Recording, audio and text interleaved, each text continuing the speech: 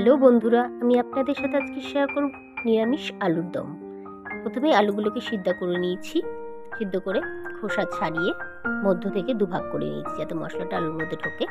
তারপর একটু কড়াইতে তেল গরম করে তার মধ্যে নুন ও হলুদ দিয়ে খোসা ছাড়ানো ওই আলুগুলো লাল লাল করে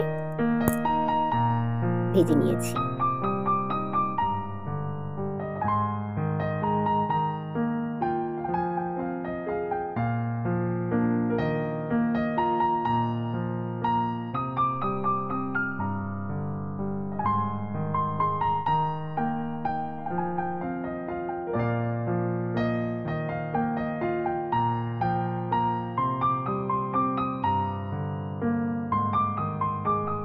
তারপর বন্ধুরা একটা কড়াইতে সরষের তেল দিয়ে তেলটা একটু গরম হলে তার মধ্যে তেজপাতা,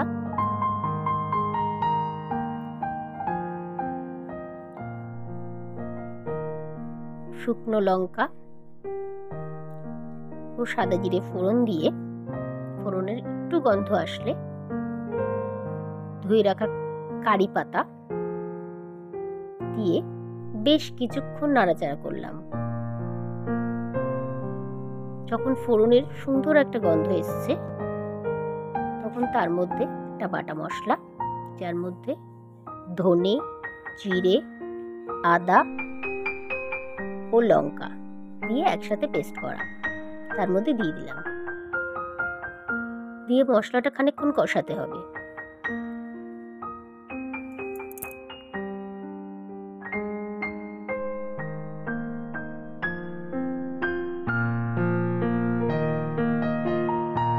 এবং মশলাটা কষানোর সময় এর মধ্যে পরিমাণ মতো হলুদ ও নুন দিয়ে দিলাম।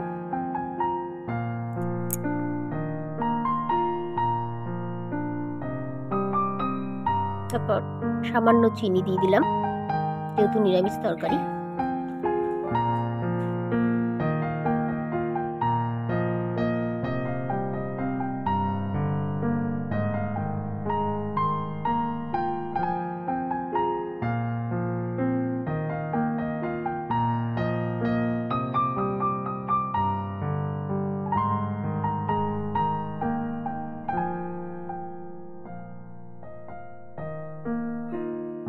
মশলাটা দিয়ে যখন তেল বেরিয়ে আসলো তখন সামান্য দুধ দিয়ে দিলাম। দুধ দিয়ে বেশ খানিকক্ষণ নাড়াচাড়া করলাম।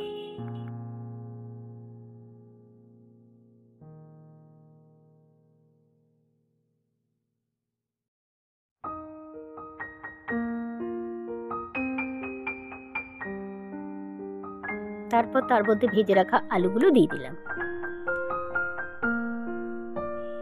মশলাগুলো যখন আলুর মধ্যে ভালো করে মিশে গেল, দেখো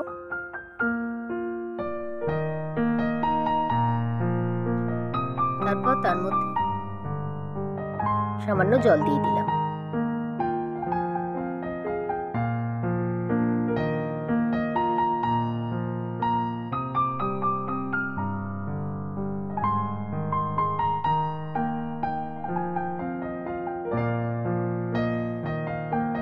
বন্ধুরা, ঝোলটা যখন ফুটে উঠলো তখন কয়েকটা চেরা কাঁচা লঙ্কা দিয়ে দিলাম। ঝালটা আপনারা একটু দেখে দেবেন।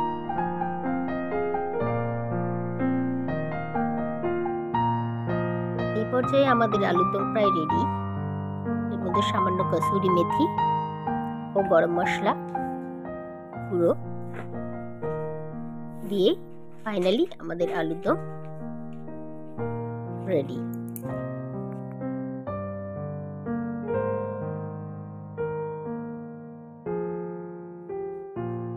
দেখো বন্ধুরা, আমাদের নিরামিষ কারি পাতা ফোড়নের আলুর দম রেডি।